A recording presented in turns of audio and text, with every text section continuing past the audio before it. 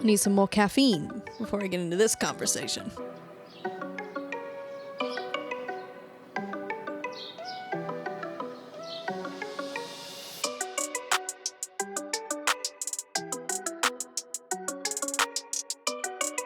So I want to talk about some things in the fitness industry, specifically on social media. So there are a lot of fitness influencers out there. There's tons of them. You've got, I'm trying to think, like Whitney Simmons. She's like more female focused fitness influencer. You've got Greg Doucette, who's like basically like the Gilbert Gottfried of the fitness industry. Now that I'm tired, I'm gonna add 50 pounds to the bar. He's always yelling. It's kind of funny, actually. Then you got Andrew Huberman and Jeff Nippard. The first mistake most people make is thinking that you can force feed muscle growth. More science-based type people. You've got Jesse James West, who honestly, Jesse James West might be one of my favorite. He might be my favorite fitness influencer. Just because like he's so high vibrational and like so, he's just like such a good vibe, like good energy. The Lambo, the Corvette, what'd you have last time? No, we took a family SUV this time. Yeah. And he's always positive, and I think his videos are really well done, and he's really entertaining. And he might be one of my favorites, and he's so young, he's only 23. Ready, boys? We got some gifts for you, all right? Good to meet you. How you feeling? What's up, boys? Yo, let's go. And then you have the Alex Eubanks, who I actually like Alex Eubank. A lot of people hate on Alex Eubank. Alright, so I have a feeling this video is going to change at least a few people's lives, and if you clicked on this video, I feel like it happened for a reason. I genuinely do, and I feel like you're gonna learn a lot from this video, and I hope you take something away from it. But I actually like him. I think he's just being himself. Like he's just being authentic, and I think that he reaches people who aren't reached by other influencers because, you know, he's Christian. He talks about his Christianity a lot. And a lot of people wonder like why I push my faith so much, or I'm still so open about it, even though I have a big following, and it's because of this. Like it's deep. Like you guys don't know how deep it is because I can't really say everything, but yeah, like it saved my life. And he talks about just life in general, and he's building his company, his merch company, Elysium, and he's got all these different things going on, and he's really grinding. Like he's got such high ambition, he's got such big goals, and I love that about him.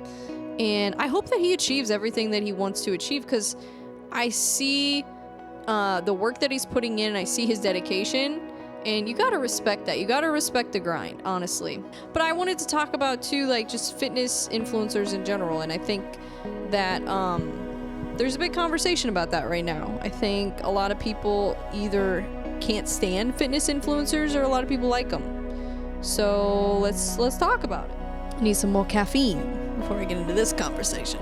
I think fitness influencers are great. I don't think there has ever been a time where more people have been into fitness than right now. And I think it has a lot to do with fitness influencers. I think it's probably one of the best things to happen to the fitness industry is people creating content and creating YouTube channels, podcasts, whatever, to get the information to the people for free. So people who can't afford a personal trainer, they can go watch Andrew Huberman or Jeff Nippard video and get a lot of great information that they would probably get from a personal trainer. So, or they could go watch an actual personal trainer on YouTube and get information from them. So, and yeah, you have to be careful where you get your information from, but it's the same way if you go to a gym. Not all gyms are giving out the right information about fitness. So let's not pretend that going to a gym, you're guaranteed to get all the right information. Because there's a lot of gyms out there that they're still doing stuff way old school. And I think that's the problem with a lot of gyms is that they get stuck in their ways sometimes of doing things, and they don't change and mold and evolve. So I think fitness influencers are great because, you know, you have a certain level of responsibility when you're creating content to make sure that you're putting out the right information. And when you go to a gym, you don't necessarily have that. It's just if the owner of the gym or the owner of the corporation approves what you're doing, then it's fine. And that information could, like I said, could be outdated. So I think I think fitness influencers are making a huge impact on the general population getting into fitness. And I think that they're also bringing up a lot of conversations that people just didn't have before. You know, like more women are lifting weights now. Also, on a negative side, more men, I think, are taking steroids, which is not good. But I don't know how much of that has to do with fitness influencing. I don't know how much of that has to do with just more people are competing. More people are, I don't know. I guess when more people get into fitness, you would expect more people to get into stuff like that. What I have a problem with fitness influencers are the fitness influencers that lie about what they're taking or lie about what they're doing. So, and it's not like they're just straight up lying. They're just maybe not revealing all the information. So, for example, if somebody is on steroids and they're giving out fitness advice, they're selling coaching programs, they're selling workout programs, and they're using their own physique to market it, but their own physique was created by using steroids, and they're not disclosing that, I have an issue with that. Because you're not being honest with people. You're giving people unrealistic expectations.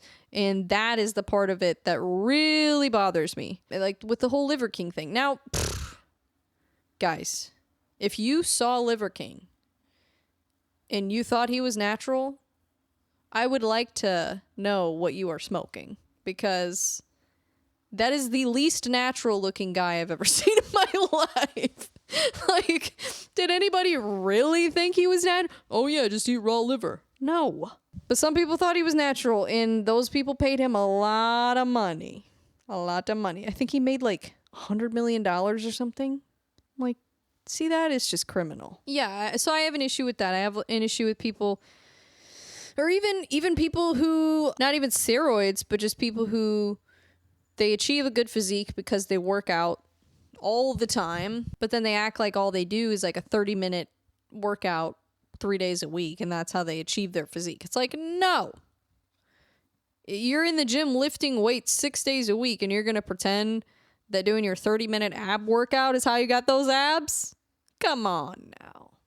Like, it's just be honest with people with how you did things. Like, I always try to make sure that I tell people exactly what I'm doing. Like, that's why every once in a while I'll upload a video and nobody ever watches them. But I upload videos about my current workout split. Anytime I change my split, I always make sure to tell you guys what I'm doing. And I always try to just talk about my routine in general, what supplements I'm taking, what recovery methods I'm using, like I'm doing ice bath, all that kind of stuff. I always try to make sure I'm transparent about that because I don't ever want anybody to get the wrong idea or think that because I'm doing an ice bath, that's how I got my physique. Like, no. The ice bath has nothing to do with my physique. And taking protein powder has nothing to do with my physique. Because the most important things are the way you train, the way you sleep, the way you eat.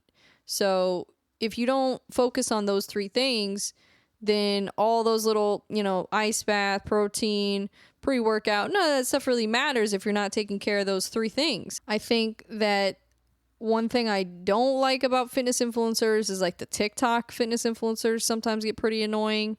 Also, the whole TikTok thing with like girls going to the gym, basically wearing underwear and then getting mad at guys staring at them. Like, what is the deal with that? And when I stand up for myself, he threatens to call the police and revoke my membership. You need something. Do you need something? Do you need something? Okay, I thought so. Can we stop doing that, please? Because now people are afraid to even look at you in the gym. Or people are afraid to talk to you because they think you're going to post it on your TikTok and act like you were assaulted, even though you weren't. Like, it's gotten out of hand. And I like to look cute when I go to the gym. Like, I might have a little shorts on and a little sports bra, but I'm not, if somebody looks at me, I'm not gonna be like, what are you looking at? Like, I'm in a public place. I expect people to look at me. Come on. Like, what are we doing? What are we doing? It's ridiculous. If you don't want people to stare at you, don't go to a public place. It's pretty simple. Get a private gym. But here's what confuses me. So you're taking a video of yourself working out, which the camera is pointed directly at your butt. Directly. You're taking a video directly at your butt, and somebody looks at you, but you're recording yourself, but somebody looks at you in the gym, and you get mad, and you go off, "Excuse me, sir, what are you staring at? Stop staring at me." But what were you gonna do with that video? You were gonna post it online for potentially millions of people to view. So you're mad one person at the gym looked at you. But then when 50,000 people on TikTok look at you, it's fine. I don't get it. And truly, and I'm not trying to like talk crap on anybody, but I'm truly just trying to wrap my brain around it. I'm trying to understand it. It doesn't make any sense to me. I don't get it. It doesn't make any sense. If you don't want people to look at you, don't take videos of yourself. Like, I take videos of myself working out. I don't care if people look at it, and I don't care if people look at me at the gym. It's a public place. Come on, guys, get it together. What are we doing out here? This is ridiculous. It's that kind of thing just drives me up the wall. It drives me up the wall because it's just people trying to get attention. You're trying to get attention, but then when you get the attention, you don't want it. Okay. Then don't ask for the attention. Don't record yourself with the camera pointed at your butt if you don't want attention. Like, it's pretty simple.